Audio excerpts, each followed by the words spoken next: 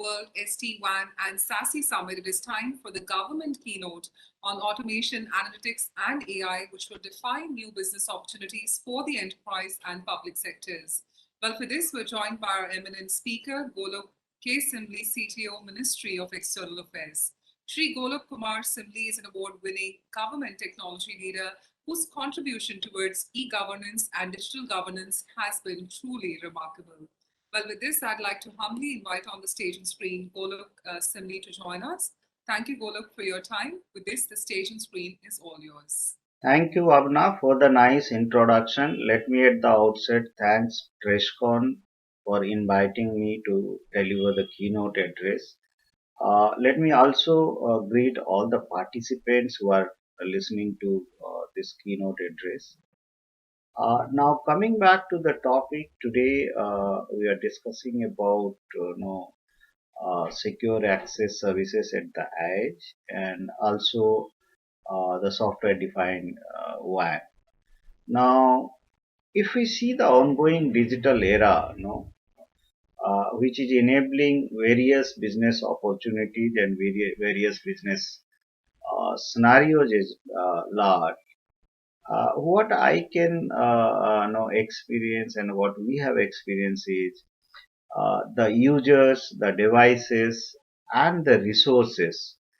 Uh, Today, no more it's kind of a on-premises data center, your corporate data center, your corporate network, and it is no more a corporate applications where no, it's like a closed user group. Uh, and therefore, it also raises new challenges towards network and security at large. And it is obvious to have the kind of network capabilities and the network security controls we are looking at the edge. And when I say edge means close to the users, close to the beneficiaries, and how do you take care of the security, the privacy concerns, the data security concerns, entire thing end to end. And the obvious answer is no, which comes to my mind is these two powerful technologies, the two powerful, I'll say digital architecture in terms of if I say the secure access service at the edge, and also at the same time the SD-WAN. Now these two technologies are very handy when we talk about the remote access, talk about the edge computing. Let's also talk about the ongoing COVID era. So where most of our, as I said, corporate data center, corporate applications, corporate network has become kind of a boundaryless. And then, if you ask me why is that, the secure access service at edge is so much required today? Why is that SD-WAN is required today? I also foresee these three, four, kind of emerging trends. The first and foremost emerging trend is, there is no more now data to compute. Now it has completely switched from data to compute to data. Now, meaning to say that your entire workload, your entire kind of access and authorization mechanism, the entire security and privacy mechanism has shifted to the remote, has shifted to the edge devices. So that is one of the trend which is shifting and which we are experiencing at large. The second factor which is impacting kind of a this kind of a strategical shift, this kind of a cultural shift within the organization is your migration of your workload, migration of your own premises workload into the kind of a cloud kind of a platform, cloud kind of a infrastructure, and which is requiring kind of a cloud-based enterprise end-to-end security framework, to deal with your sovereign critical workload, which is otherwise it was within your own premises data center. Then comes your capabilities to have, I always say that 3S: speed, scale, security, and the kind of required acceleration we are looking, the kind of required edge computing capabilities we are looking. What again I foresee is, and what again we have realized is, now the shift is towards kind of a zero trust environment.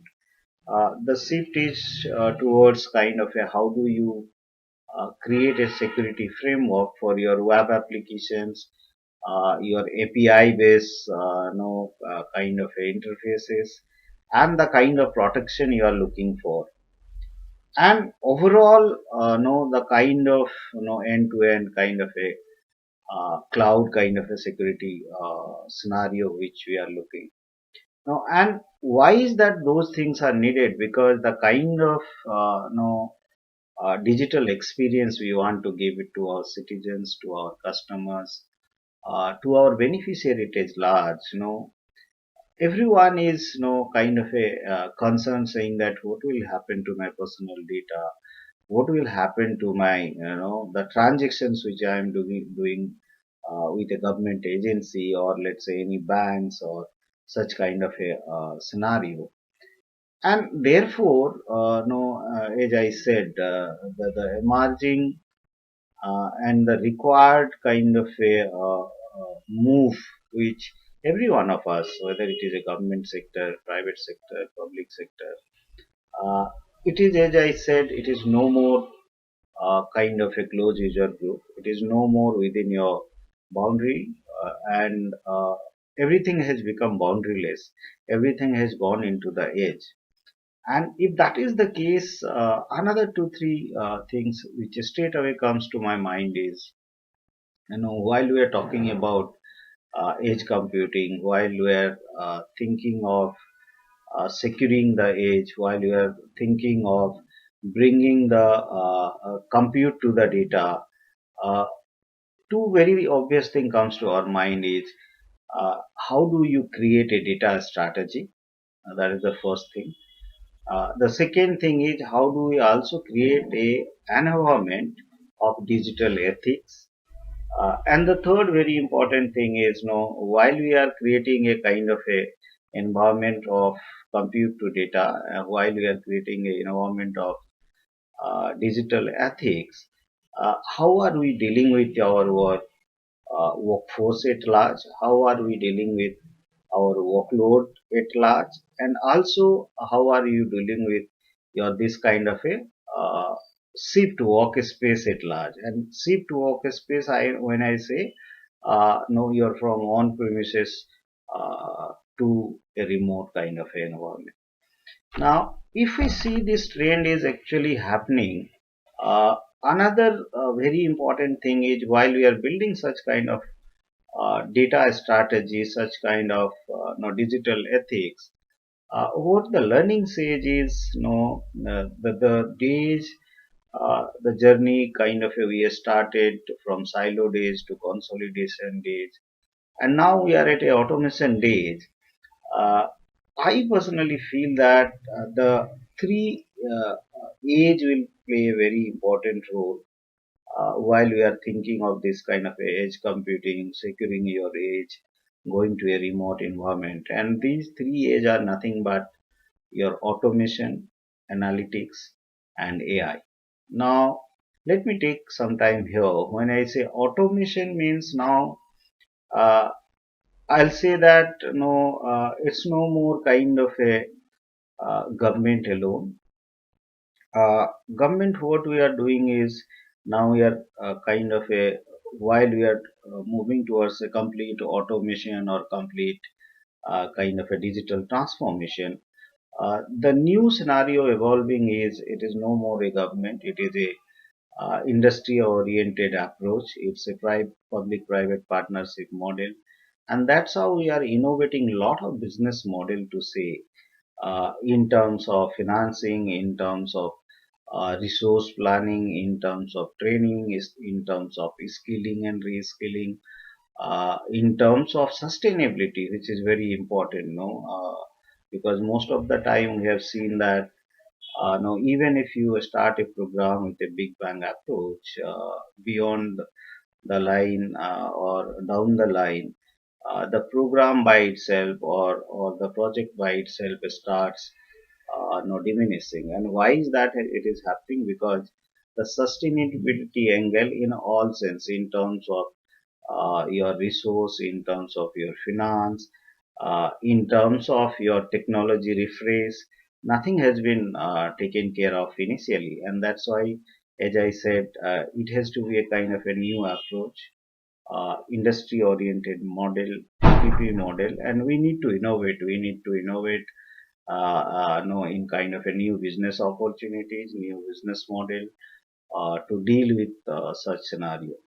The second very important thing is when you are again switching over your workload from your, let's say, on-premises data center towards the cloud environment.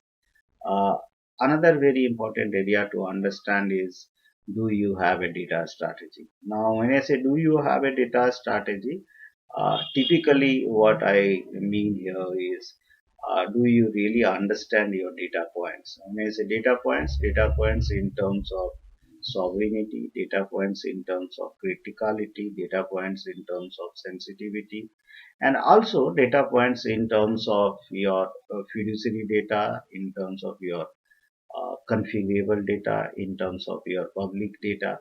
And if you understand that, then the second part is, how do you govern this data? Now, once you understand your data well, how do you govern this data? And when I say how do you govern this data, again, there are no, four theme straight away comes to my mind is, no, in terms of when you are building this data governance model, or when you are devising your data governance structure, the first principle is the people. Do you really understand the scenario of what, whom, when, and how? Now, meaning to say that, do you really understand about who is the principal owner of the data, who is the no custodian of the data, how do you do secondary use of the data, how are you dealing the data right from ingestion to insights. So that is the first principle we must understand, uh, even if we are trying to this kind of a switch from on-premises workload to remote workload, or even if we are thinking of data to compute to data. The second very important factors comes to my mind is the business model, the execution model. What kind of execution model you have? Is it a federated model? Is it a no, centralized model? Is it a PPP model? Is it a on-premise plus cloud kind of a approach, that is the hybrid model? So the execution model is very important to understand, and then accordingly you divide your workforce. Accordingly you build your BCP mechanism. Accordingly you build your kind of a workload segregation. So that, and therefore you need to have that execution model planned very well, executed very well, and operationalized very well. Then the third thing comes to my mind is your rules of engagement. And when I say rules of engagement, mean in terms of regulations, in terms of policies, in terms of compliances, because most often what I have realized is, whenever we are devising or switching or kind of a coming up with new business model, new strategies, new scenarios. The idea is, are you complied with those regulations, those compliances, those land of the law? Because ultimately, if there is a dispute, if there is a problem, where do you land? You land into those compliances, those regulations, those kind of a law available of the country, and that's why complying to the rules of engagement is utmost important. And the last quarter is, as I said, when we are thinking of these three A, automation, analytics, and AI, the last quarter is obviously the tools and technologies. What kind of tools and technologies have you have deployed? Do you have a complete kind of a visibility? Do you have a complete kind of a holistic understanding of the tools and technologies you are deploying?